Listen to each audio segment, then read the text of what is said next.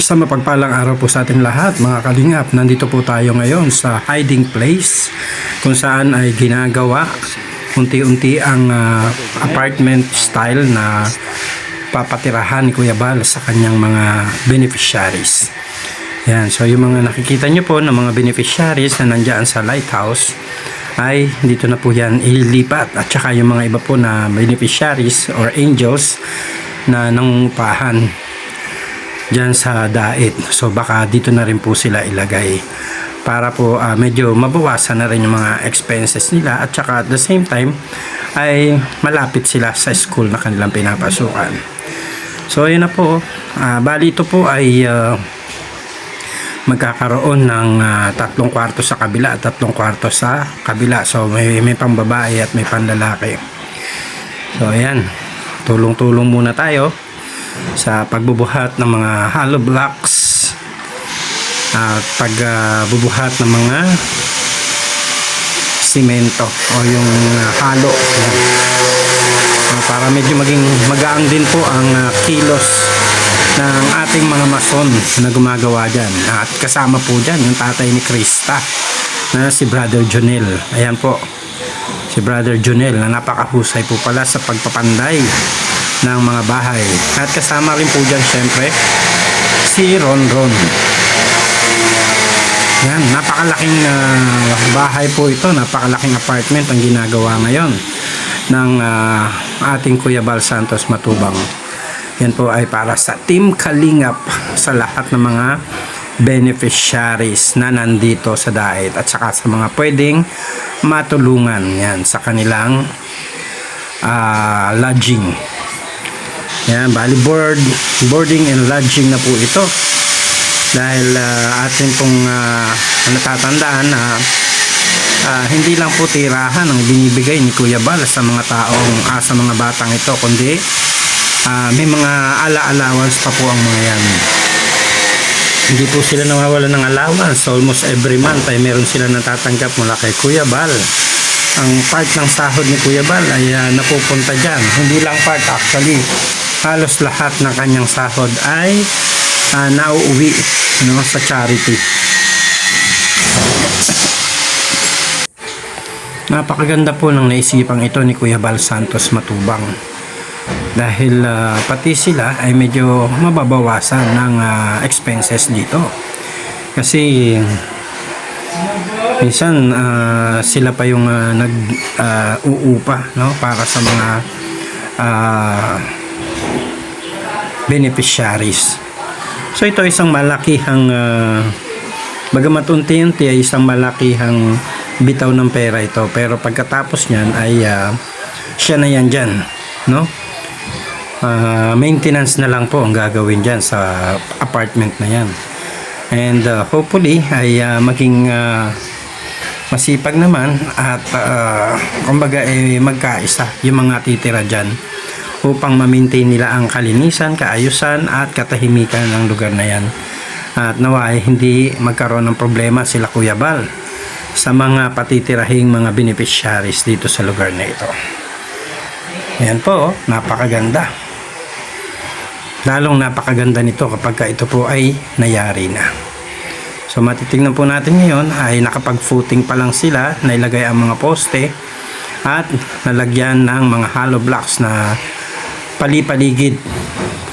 At ito po ay nakaamba pa na patagin, Kailangan pa rin po ng mga lupa dyan para patagin ang nasabing construction site o ang apartment na ginagawa, upang pag umulan ay hindi maging maputik dyan mismo sa loob ng ginagawa ang bahay. So papatagin pa po yan. Napakaganda ng mayroong ganitong bagay, na lalo na kapag sa mga kagaya ng Kalingap o ni Kuya Bal, na talaga namang hindi may iwasang kumukup ng mga tao, kagaya sa amin dito kami nakatira sa lighthouse. Kaya isa rin kami sa mga nabibiyayaan ng pabahay, o ng matitirhan eto nila Kuya Bal Santos Matubang. Pagka kami po ay nandito sa Daet, wala naman kaming bahay dito. Kaya kami po ay sumisilong dito sa lighthouse, na kung saan ay binuksan ni Kuya Bal para sa mga vloggers at saka sa mga tao na pumupunta dito sa Daet, lalong-lalo na yung mga walang matitirhan. Yan. Mga ano po yan, mga supporters and Kalinga partners. Yan po ay napapayagan ni Kuya Bal na sumilong muna pansamantala dito sa lighthouse. Napakarami na pong tao ang naglabas-masok dito sa lighthouse. Marami na po ang kumbaga dumaan, no? Dito sa ano ni Kuya Bal, sa lighthouse ni Kuya Bal. Ang iba dito ay may mga sarili ng bahay, sariling sasakyan, no? Maganda na ang kanilang katatayuan sa buhay. Dito na rin nagpapaaral ng mga anak at nagsilipat na talaga sa Daet. Imagine nyo po, no? Medyo hirap doon sa lugar na pinanggalingan, pero pagdating dito sa Daet ay nagsiangat ang buhay. Sana naman po ay marunong tayong tumanaw ng utang na loob kay Kuya Bal Santos Matubang, hindi na sa pagbabalik ng naitulong, kundi man lang ay mabigyan natin siya ng tamang respeto, paggalang, no? Or kung may pagkakataon man tayo na makatulong kay Kuya Bal, tulungan po natin siya. May pagkakataon tayo na masamahan siya, samahan natin siya sa kanyang mga lakad, no? Kuya Bal naman, hindi yan namimilit. Kapag nandyan ka, gusto mo sumama, sumama ka, no? Kapag ayaw mo sumama, ay di bahala ka. Hindi yan namimilit, hindi ka pipilitin yan kung sasama ka sa kanya o hindi. Kung may sarili kang lakad, bahala ka. Pero kapag lagi kami sariling lakad, dapat may sarili ka na ring bahay. Para hindi ka na masyadong iniintindi rin pa ng kalingap. So yan po, kagaya po ng ginawa ng ibang mga kalinga partners natin, no? May mga sarili-sarili ng bahay. Congratulations sa inyo at sa magandang buhay na tinamasa ninyo mula nung kayo ay mapabilang sa kalingap. Yan. So tayong lahat. Kami naman po kasi ay hindi naman nagkabahay dito sa kalingap, no? Or sa Daet. Hindi natin masasabi, malay natin dyan, soon ay magkaroon din tayo ng biyayang pabahay dito sa Daet. And since hindi naman kaila sa lahat, na hindi naman ganun kalakas ang ating channel para tayo po ay makabili ng lupa at ng makapagpatayo ng bahay dito sa Daet. Pero wala namang kumbaga aayaw kung sakaling magkakaroon. Kaya maraming salamat po. Tayo po ay patuloy na tumulong, magtulong-tulong, no, sa abot ng ating makakaya upang kahit konti ay mapagaan natin ang mga expenses ni Kuya. Hindi na po tayo kailangan mag-arawan kay Kuya dyan. Sapat na yun, nandito tayo sa Daet at nakakatulong tayo ng konti man lang. Makabawas tayo ng expenses po. Ayan.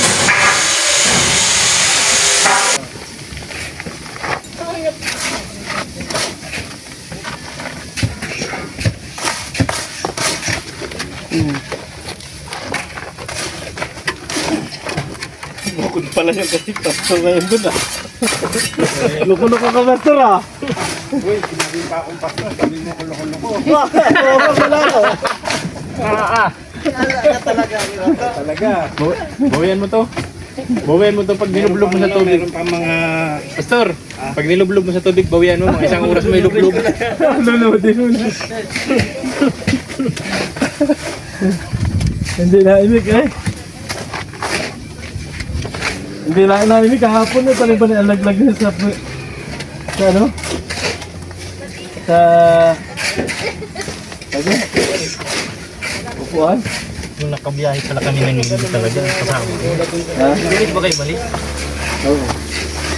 Ay, lulit, linggo pa yata. Hindi, ano na yun? Nung ako punta ng Katanawan, pagkagabi, punta naman ako ng ano, ng... Ang sarap pag ganito mo magkatrabaho eh. Ang dami.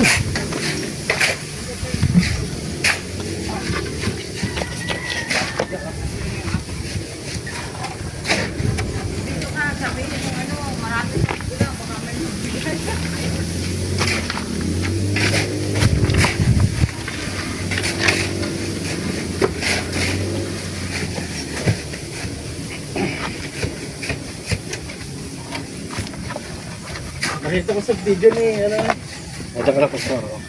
Ako mag-adjust yun.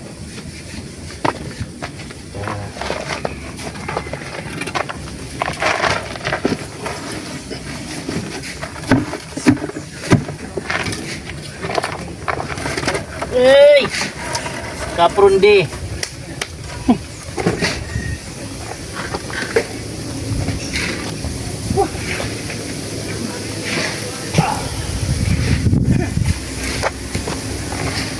Kaprundi. Uy, masyado punuin! Bigat! Mawawa naman.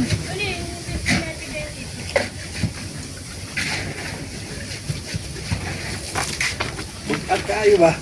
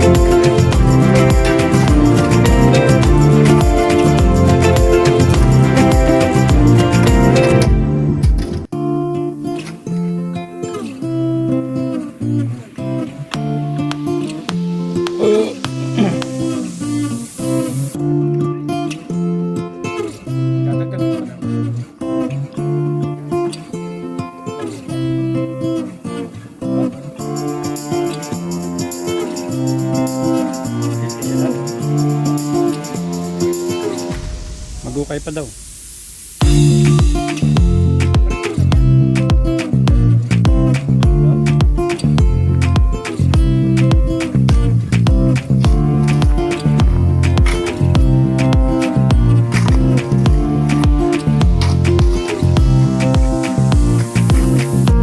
Liberador.